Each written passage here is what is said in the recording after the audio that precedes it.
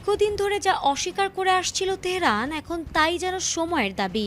ইসরায়েলের সাথে ক্রমবর্ধমান উত্তেজনা এবং আঞ্চলিক যুদ্ধ পরিস্থিতির আশঙ্কায় নিজেদের পারমাণবিক নীতি পরিবর্তনের ইঙ্গিত দিয়েছে ইরান। দীর্ঘদিনের শান্তিপূর্ণ পারমাণবিক কর্মসূচির অবস্থান থেকে সরে এসে দেশটিতে এখন প্রকাশ্যে পারমাণবিক বোমা তৈরির পক্ষে জোরালো দাবি উঠছে। কট্টরপন্থী নীতি নির্ধারকদের এমন অবস্থানে বিশ্বজুড়ে নতুন করে উদ্বেগের সৃষ্টি হয়েছে। ভূ রাজনৈতিক বিশ্লেষকরা শুরু থেকেই বলে আসছিলেন, ইরানের যুক্তরাষ্ট্র ও ইসরায়েলের যৌথ সামরিক তৎপরতার প্রধান কেন্দ্রবিন্দু ছিল ইরানের পারমাণবিক সক্ষমতা গুড়িয়ে দেওয়া। ইসরায়েল বারবার দাবি করে আসছিল ইরান গোপনে পারমাণবিক বোমা বানানোর পথে অনেক দূরে এগিয়ে গেছে, যদিও ইরান একে পশ্চিমা অপপ্রচার বলে উড়িয়ে দিয়েছিল।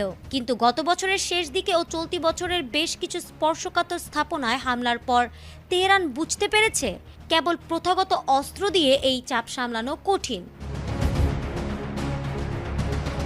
সম্প্রতি ইরানের পার্লামেন্টের ৩৯ জন সদস্য দেশটির সর্বোচ্চ জাতীয় নিরাপত্তা পরিষদের কাছে একটি চিঠি পাঠিয়েছেন। এতে তারা বর্তমান প্রতিরক্ষার ডক্ট্রিন বা সামরিক নীতি পরিবর্তনের দাবি জানিয়েছেন। তাদের মতে ইসরায়েলের পক্ষ থেকে সরাসরি হামলার হুমকির মুখে টিকে থাকতে হলে ইরানের হাতে পারমাণবিক অস্ত্র থাকা এখন সময়ের দাবি।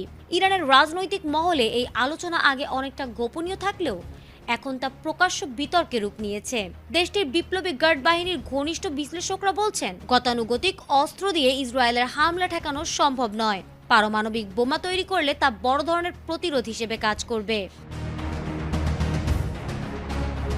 যদিও ইরানের সর্বোচ্চ নেতা আয়াতুল্লাহ আলী খামেনির একটি পুরনো ফতোয়া অনুযায়ী পারমাণবিক অস্ত্র তৈরি নিষিদ্ধ, তবে বর্তমান প্রেক্ষাপটে সেই অবস্থান পরিবর্তনের সুযোগ আছে বলে মনে করছেন অনেক সংসদ সদস্য। আগে যেখানে বোমা তৈরির কথা বললে ইরান সরকার কঠোর প্রতিবাদ জানাতো, এখন সেখানে রাষ্ট্রীয় টেলিভিশনের নিয়মিত বিশ্লেষকরা পারমাণবিক সক্ষমতা অর্জনের প্রয়োজনীয়তা নিয়ে যুক্তিতর্ক দিচ্ছেন। অর্থাৎ যা ছিল গোপন তা এখন প্রকাশ্য। তবে ইরানের এই প্রকাশ্য অবস্থান মধ্যপ্রাচ্যের ভূ রাজনীতিতে নতুন অস্থিরতা তৈরি করেছে। যুক্তরাষ্ট্র ও ইসরায়েল বারবার হুঁশিয়ারি দিয়েছে যে তারা ইরানকে কোনোভাবেই পারমাণবিক অস্ত্রধারী দেশ হতে দেবে না। সব মিলিয়ে তেহরানের এই সাম্প্রতিক সুরবদল পারমাণবিক সংঘাতের আশঙ্কাকে আরও বাড়িয়ে দিয়েছে। ফারহানা হক, এটিএন বাংলা।